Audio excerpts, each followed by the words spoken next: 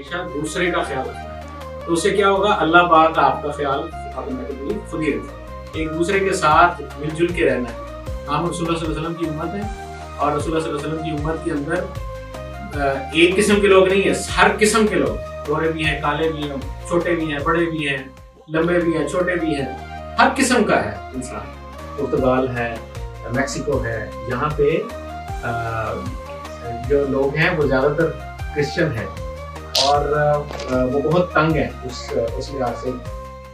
کچھ لوگوں نے گناہ بہت زیادہ اکٹھے کیے ہوتے ہیں زندگی میں، اس سے تنگ ہوتے ہیں، بے سکونی ہوتی ہے.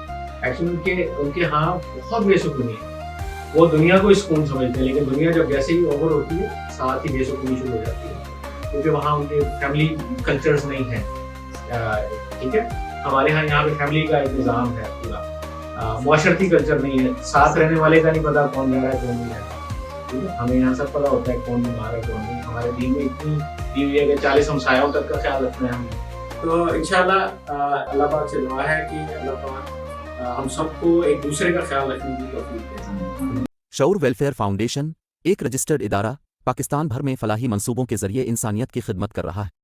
صدقات، زکوٰۃ اور عطیات کے لیے ڈسکرپشن میں فارم کا لنک موجود ہے. عطیہ کریں اور خیر بانٹیں.